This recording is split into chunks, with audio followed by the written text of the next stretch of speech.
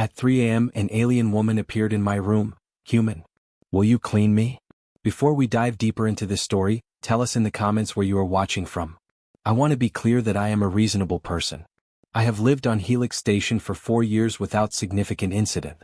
I pay my maintenance fees on time. I do not play music after 2200 hours. I have never once triggered the residential complaint system, and I have a functional relationship with every neighbor on my floor that I would describe as cordial and that they would probably describe as minimal, which is fine because minimal and cordial is exactly the kind of neighborly relationship I have always preferred.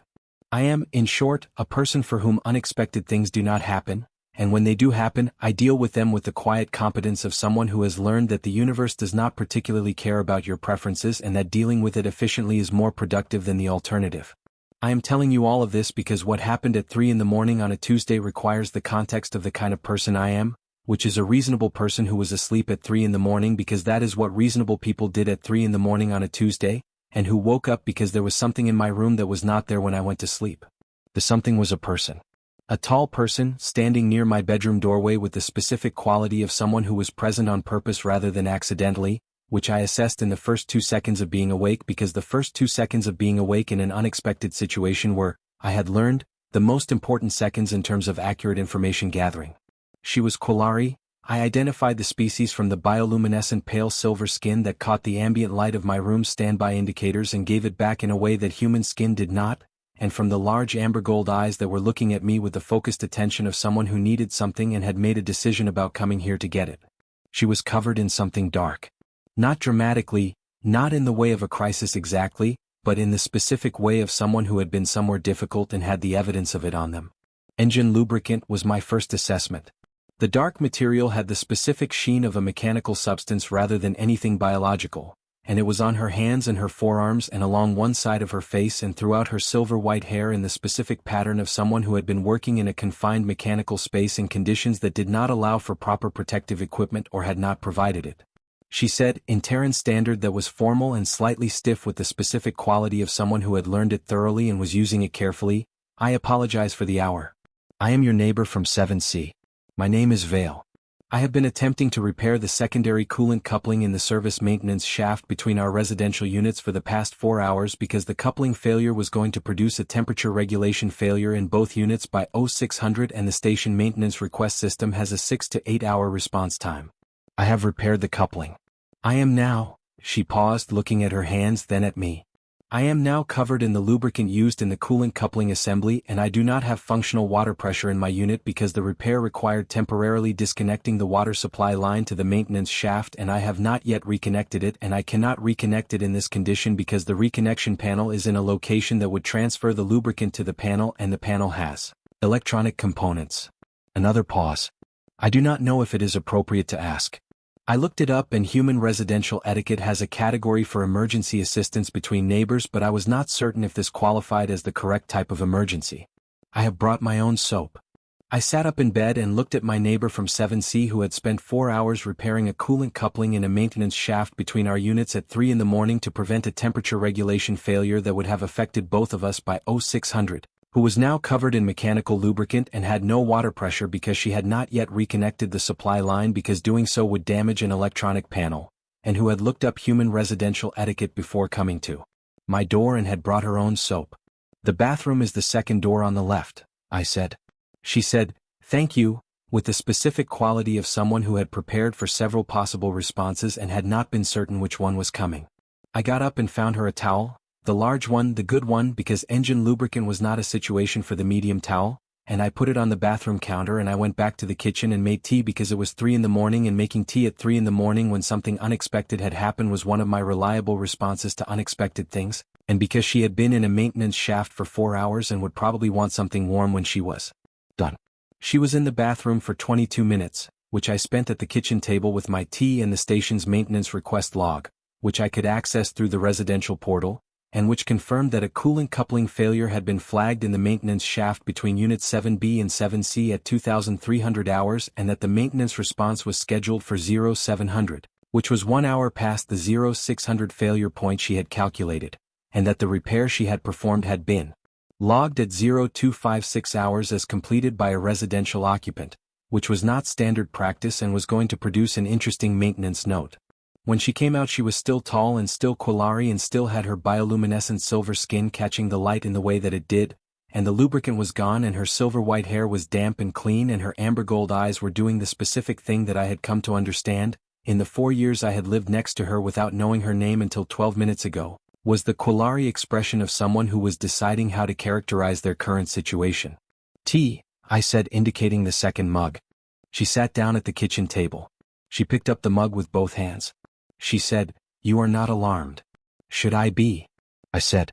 "Most humans I have encountered," she said, "respond to unexpected presence in their residential space with a higher level of alarm than you have demonstrated." "You explained the situation clearly," I said. The situation made sense. Alarm didn't seem useful. She held the mug and looked at me with those amber gold eyes.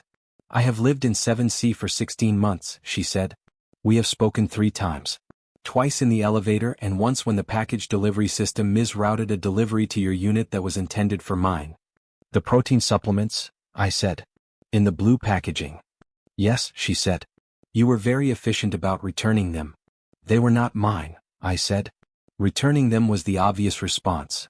She held the mug and appeared to be processing something.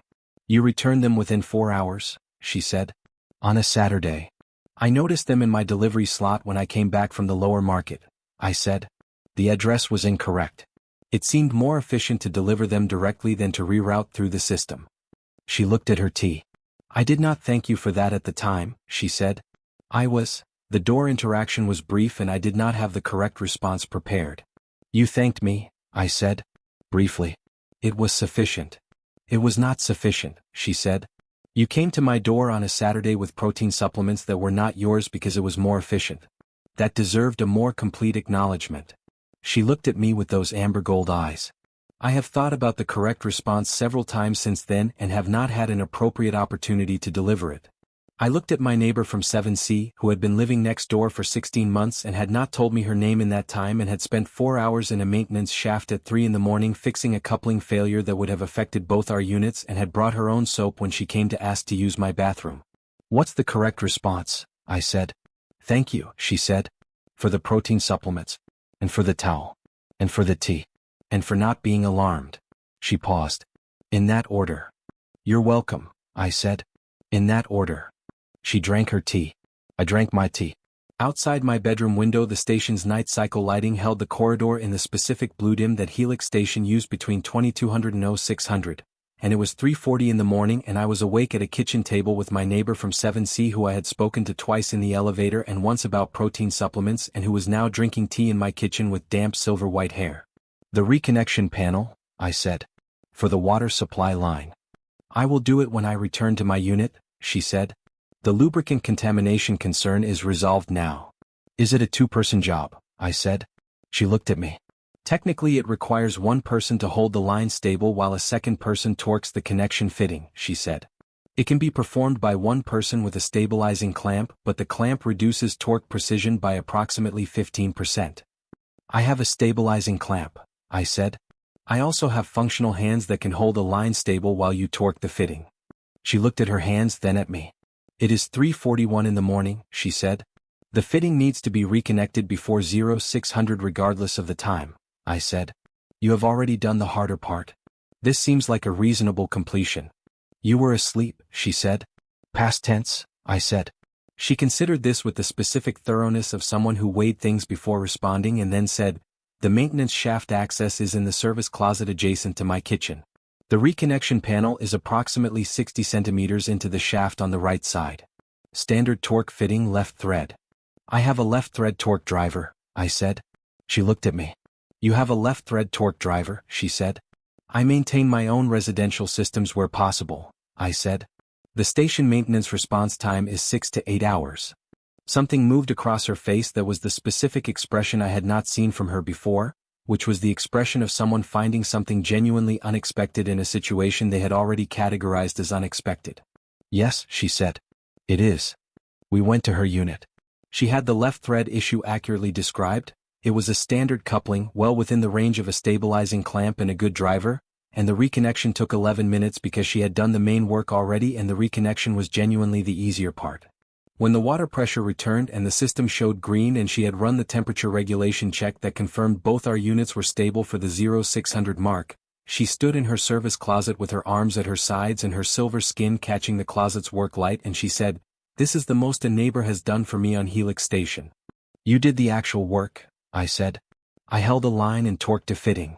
"You brought a left thread torque driver to my service closet at 3:57 in the morning," she said. "It was the right tool," I said. She looked at me for a long moment with those amber gold eyes. "I have been on Helix Station for 16 months, she said. "I work in materials analysis for the station's engineering division, which is shift work and which means my schedule does not align well with standard residential social patterns." "I have not," she stopped, reconsidered. "I have not been good at the residential social patterns regardless of the schedule." "Neither have I said. "You return misrouted packages on Saturdays," she said. "That's logistics," I said. "Not social." "You make tea at 3 in the morning for neighbors who appear in your room covered in engine lubricant," she said. That seemed like a reasonable response to the situation, I said. She was quiet for a moment. "In Quilari residential tradition," she said carefully, "when a neighbor assists in a genuine maintenance emergency outside of normal hours, it is customary to offer a reciprocal meal. The timing is typically within 2 days of the emergency." She paused. "I am noting this because I want to be clear that the offer I am about to make is both a cultural tradition and a genuine preference, so that you understand both the reason and the intent." "All right," I said. "Would you like to have dinner?" she said. "In 2 days. Not as an obligation. As," she paused again, "as something I would like in addition to something that is customary." I put my left thread torque driver back in my kit and looked at my neighbor from 7C who had fixed a coolant coupling at 3 in the morning and had looked up human residential etiquette and had brought her own soap and had now made a dinner invitation and had explained both its cultural basis and her genuine preference for it with the specific thoroughness of someone who wanted to be understood accurately. "Yes," I said. 2 days. "I will cook," she said. "Quilari style if that is acceptable. I will note any components that require checking for human compatibility." "That's thoughtful," I said. "The protein supplements you returned were Quilari formulated," she said. "I noted that you did not query the contents before returning them, which suggests either that you checked the label or that you did not check the label and simply returned them because they were not yours." "I checked the label," I said. "Yes," she said. "I thought you might have." Something moved in her amber gold eyes that was the warmth I had not seen from her in 16 months of minimal corridor interaction, which was its own kind of information. 2 days, she said. 2 days, I said. I went back to my unit. It was 4:12 in the morning and my reasonable Tuesday had produced an outcome that no version of going to sleep on Monday night had included in its projections. I made a second cup of tea because the first one had been completed in her kitchen and I still wanted tea, and I sat at my table and thought about a left thread torque driver and a stabilizing clamp and protein supplements on a Saturday and brought her own soap and the specific thoroughness of someone who explained both the cultural tradition and the genuine preference so that you understood both the reason and the intent. The temperature regulation in both units was stable at 0600. The station maintenance system logged the coupling repair as completed and closed the request without sending a technician, which saved both of us the specific inconvenience of having a stranger in the maintenance shaft during working hours.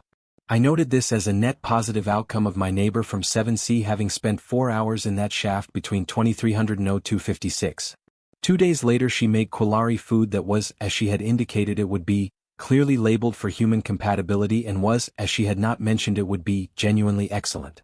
We ate it at her kitchen table, which was the same layout as mine but organized differently in ways that reflected 16 months of a different person's habits.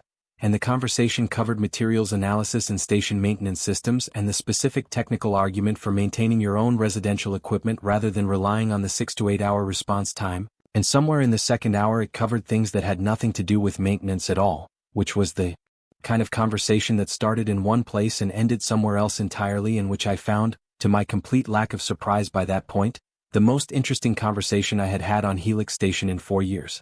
She said at some point in the evening that she had been on Helix Station for 16 months and had not had dinner with a neighbor before. I said I had been on Helix Station for 4 years and had not either.